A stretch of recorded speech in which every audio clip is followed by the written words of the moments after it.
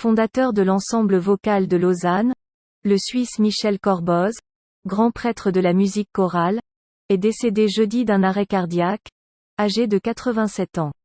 Pour un amateur de musique chorale et de musique sacrée, voir partir Michel Corboz, c'est se souvenir de jalons discographiques qui ont marqué des générations de mélomanes. Pour un choriste qui a eu le privilège de vivre sous sa direction ses premiers grands vertiges musicaux, c'est dire adieu à un grand maître dont la marque est aussi indélébile que celle d'un Carlo Maria Giulini.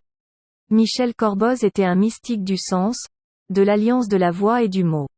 Le cadre de cette éloquence était une grande noblesse et une douceur humaniste enchâssée dans un irrésistible élan. Corboz ne faisait pas partie d'un mouvement baroque, par exemple. Mais avant les baroques, dans les années 1970, ses Bach, ses Vivaldi, ses Monteverdi et Charpentier étaient plus transparents, plus évocateurs que ceux vus par le prisme du romantisme.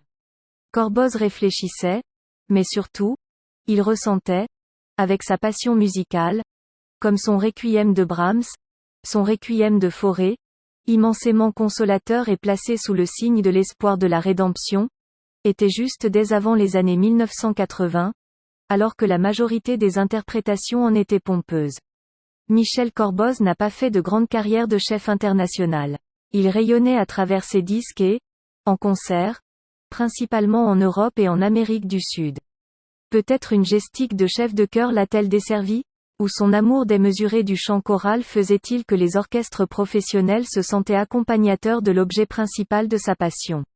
La carrière de Michel Corboz est indissociable de celle de Michel Garcin, le directeur artistique d'Erato qui l'engage en 1964.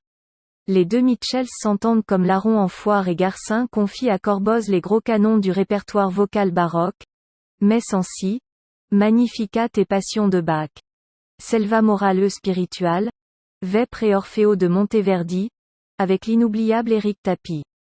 Puis Corboz impose chez Erato une version alors de référence du Requiem de Fauré, où le solo de soprano est chanté par un jeune garçon. Lors des auditions comparées de la tribune des critiques de disques, sur France Musique, Corboz rafle régulièrement la mise.